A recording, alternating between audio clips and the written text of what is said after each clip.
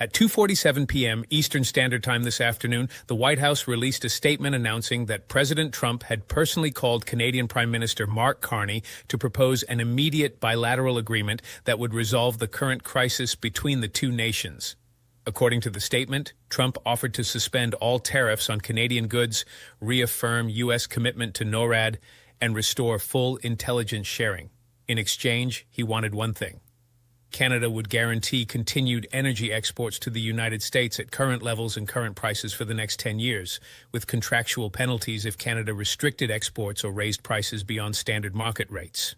The White House described this as a generous offer that would restore the partnership that has served both nations for generations. Trump was confident that Prime Minister Carney would recognize this as an opportunity to end the dispute and move forward. Less than 90 minutes later, at 4:23 p.m., Mark Carney stood at a podium in Ottawa, looked directly into the camera, and said 4 words. The answer is no. What followed was not a diplomatic hedge or a conditional rejection with room for negotiation. It was a detailed, methodical, publicly delivered explanation of why Canada refused, structured not merely as a response to Trump's specific offer, but as a statement of principle that will govern Canadian foreign policy for years. Every word was calculated, every sentence was addressed not only to Washington but to every capital on earth that was watching. Canada just said no to the United States, and in doing so, Canada has fundamentally altered the architecture of North American power in ways that the White House did not anticipate, that energy markets immediately priced as credible, and that cannot be reversed by any subsequent American statement or counteroffer. To understand the full weight of what happened this afternoon, you have to understand what Trump actually proposed, because the specific terms of the offer reveal how completely Washington misread Canada's position going into this negotiation. The phone call took place at 1:15 p.m. Trump opened by telling Carney that the dispute had gone too far and that it was time to make a deal. He said he was prepared to give Canada everything it had been asking for: tariff removal, NORAD continuation, intelligence sharing restoration, a public statement respecting Canadian sovereignty. In exchange, Trump wanted what he called energy security guarantees. The specific numbers: Canada would be required to export a minimum of 3.8 million barrels of crude oil per day, 2.7 billion cubic feet of natural gas per day, and 1,400 megawatts of electricity per hour to the United States.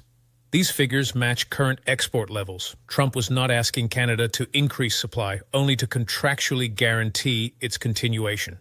Price caps would apply. Canadian energy exports could not exceed a 15% premium over prices charged to other buyers, and penalty clauses would enforce compliance. If Canada reduced exports below the guaranteed minimums or charged prices above the caps, it would face financial penalties of $500 million per month. Trump reportedly told Carney this was a win-win deal. Canada gets relief, the U.S. gets security, both sides move forward. He framed it as a personal favor and urged immediate acceptance before political opposition in Washington made the offer impossible to sustain. Carney listened to the entire proposal without interrupting. Then he said he would consult his cabinet and parliament before responding. He would have an answer within 3 hours. The call ended. Carney immediately convened an emergency cabinet meeting that lasted 45 minutes. His assessment of Trump's offer, according to sources present, was precise and unambiguous. This is a trap. Accepting means signing away Canada's resource sovereignty, agreeing that the United States can dictate what Canada does with Canadian resources, and eliminating all leverage for the next decade. Trump or any successor could do whatever they wanted to Canada during that period. And Canada could not respond by adjusting energy policy because it would be contractually prohibited from doing so. Carney framed the choice in terms that went beyond this specific deal. Accepting means agreeing that Canada is a supplier state and the United States is the customer state. Accepting means subordinate status, and he did not enter politics to make Canada subordinate to anyone. At 4:23 p.m., he walked to the podium. Understanding Carney's rejection requires reading it not as a press conference statement, but as a legal and diplomatic document, one in which every sentence was designed to accomplish a specific institutional objective and to be understood as such by multiple audiences simultaneously. Carney opened by confirming the factual record.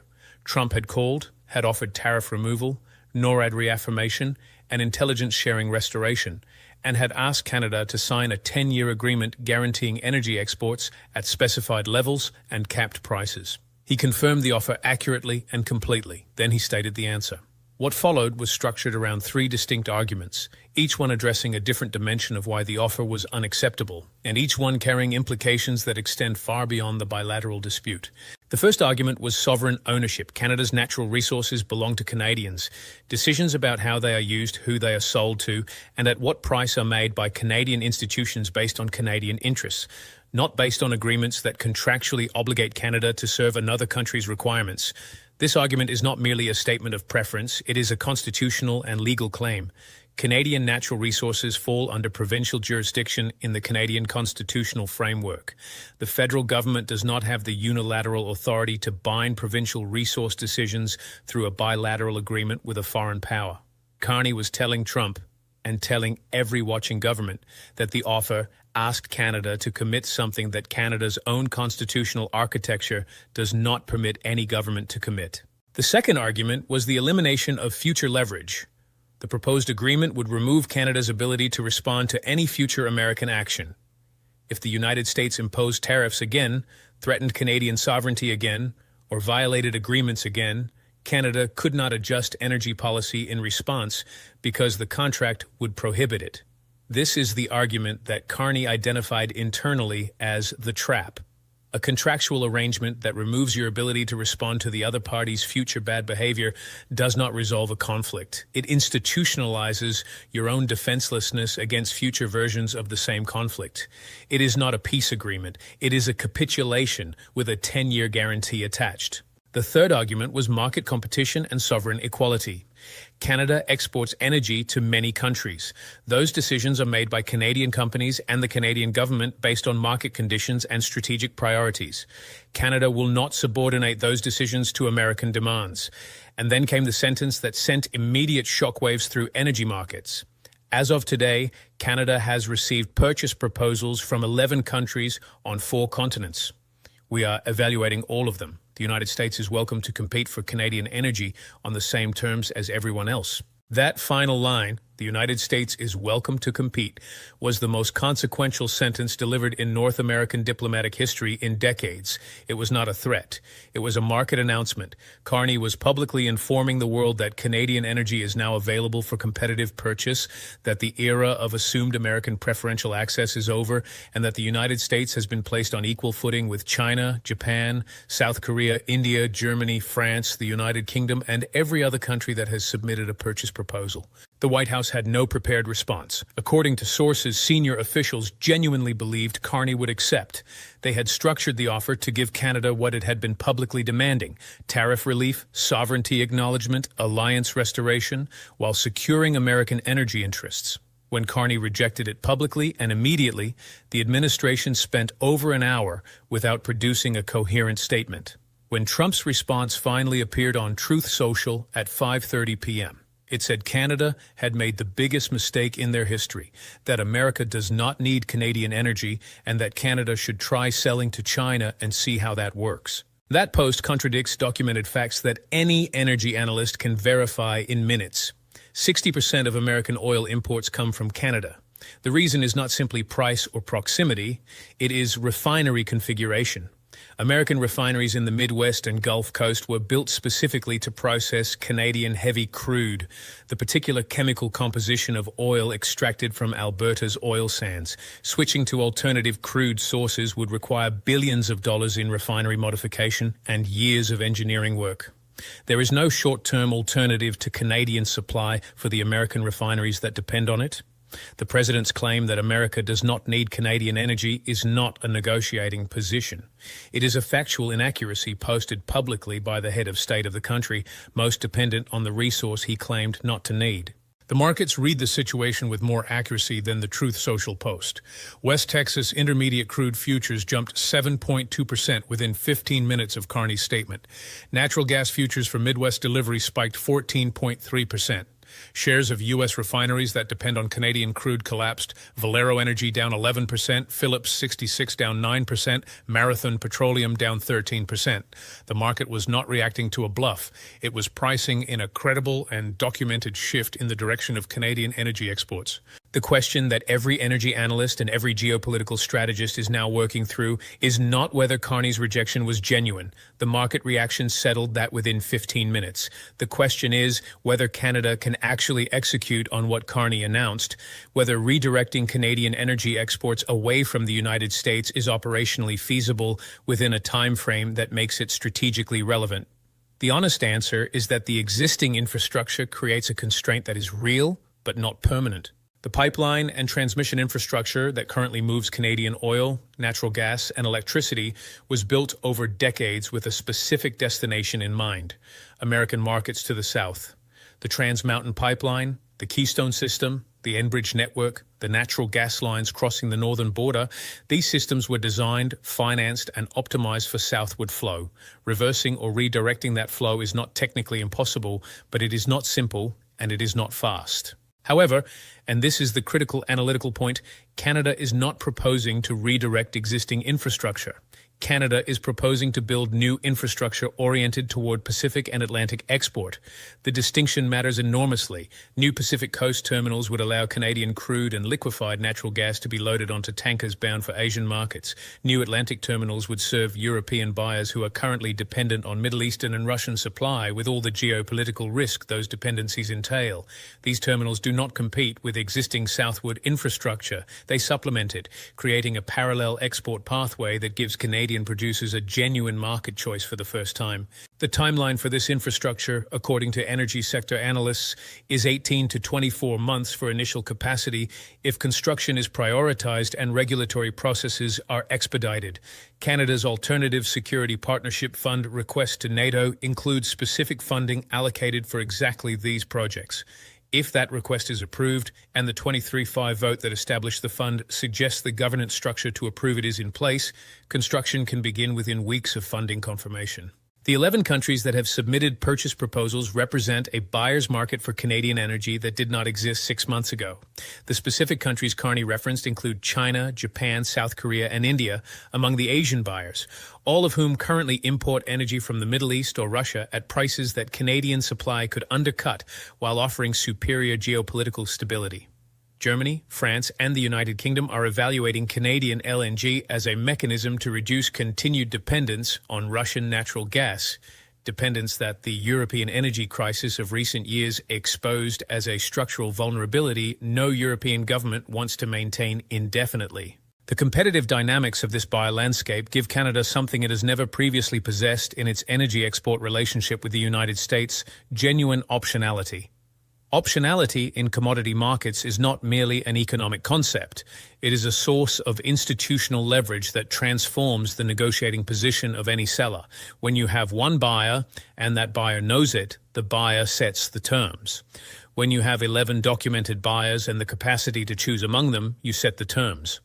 Canada is in the process of converting its energy export relationship with the United States from a structural dependency in which American access was assumed and Canadian alternatives were theoretical into a competitive market relationship in which American access must be earned on terms acceptable to the seller.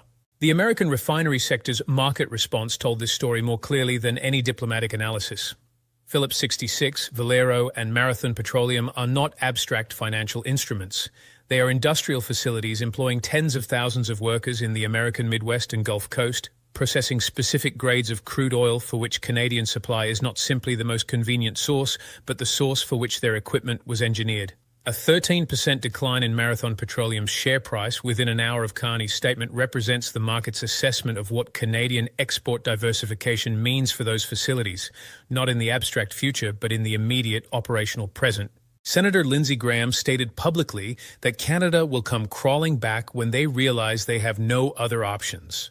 The 11 documented purchase proposals, the NATO infrastructure funding mechanism, the 14% natural gas futures spike, and the 13% Marathon Petroleum decline collectively constitute the market's response to that assessment. Canada has options. The market has priced them. And the gap between Graham's statement and the documented evidence is the gap between political messaging and institutional reality.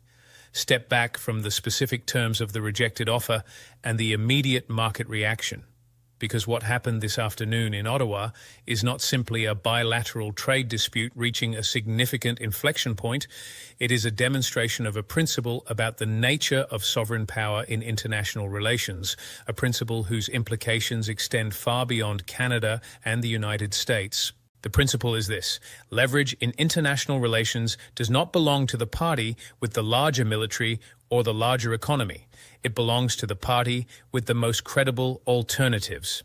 For decades, Canada's position in its relationship with the United States was structurally defined by the absence of credible alternatives. Canadian energy flowed south because the infrastructure flowed south, the refinery relationships were established southward, and the continental market was so deeply integrated that the concept of alternative buyers was theoretical rather than operational. Washington operated on the assumption, largely accurate for decades, that Canada would ultimately comply with American preferences because Canada had no viable path to doing otherwise. Carney's statement this afternoon was the public announcement that this structural condition has changed. The 11 purchase proposals are not hypothetical. The NATO Infrastructure Fund is not conceptual. The 23-5 vote that established it is a documented institutional fact. The pipeline terminal construction that can begin within weeks of funding confirmation is an engineering project, not a political position. Canada is not bluffing about alternatives because Canada is not relying on alternatives that do not yet exist. It is announcing a process through which alternatives that are already being developed will become operational on a documented timeline. The three scenarios that now define where this relationship goes carry different implications for American consumers, American industry, and American strategic positioning. In the competitive bidding scenario, multiple countries submit formal long-term supply agreements over the next 60 days. Canada runs a documented competitive process. If the United States participates and matches terms, Canadian energy continues flowing south with a different contractual basis, one that reflects equality between sovereign partners rather than assumed American preferential access. This is the least disruptive scenario for American energy markets, but it requires Washington to accept a fundamental change in the structural terms of the relationship. Canada is no longer a captive supplier. It is a sovereign seller with documented buyers competing for its product. In the infrastructure race scenario, Canada uses NATO funding to accelerate Pacific and Atlantic terminal construction. American energy prices increase as the market prices in reduced Canadian supply over a 2-year construction horizon. U.S. dependence on Canadian energy is permanently reduced. Not because Canada stops exporting, but because Canada's new infrastructure gives it the ability to export elsewhere, which changes the price and terms at which it exports to the United States. This scenario is economically painful for American consumers, but strategically stabilizing for Canada, because it converts a structural dependency into a commercial relationship subject to normal market discipline. In the crisis escalation scenario, American domestic energy shortages from reduced Canadian supply trigger political consequences severe enough to force a full reversal of American negotiating position. The economic arithmetic of this scenario is straightforward. If Canada redirects 30% of current U.S.-bound oil exports to Asian buyers, Midwest refineries face supply shortfalls they cannot quickly replace, and retail gasoline prices in key political states rise sharply enough to create electoral consequences that override whatever domestic political benefit the confrontational posture was intended to generate. What Carney demonstrated this afternoon is that sovereignty is not an abstraction or a rhetorical position. It is a negotiating asset, one that can be leveraged or surrendered, one that has measurable market value, and one that once surrendered contractually is not recoverable for the duration of the contract. Trump's offer would have purchased the appearance of restored partnership at the cost of Canada's ability to exercise sovereign judgment about its own resources for a decade. Carney's calculation that sovereignty is worth more than the temporary relief its surrender would have purchased was not sentimental. It was strategic. The old relationship between Washington and Ottawa operated on a foundational assumption that America assumed and Canada complied. That assumption produced the offer Trump made this afternoon. It was a reasonable offer if the assumption was accurate. Carney's 4 words established that the assumption is no longer accurate. The United States is welcome to compete, not to demand, not to assume, to compete on equal terms with 11 other countries already in the queue. That is not a diplomatic statement. That is a structural redefinition of the relationship between the two countries. And unlike a tariff, which can be reversed by executive order, a structural redefinition backed by infrastructure, by institutional funding, and by documented buyer interest does not reverse when the political winds change. The answer was no. And the answer will remain no until Washington understands what it was actually being asked to earn.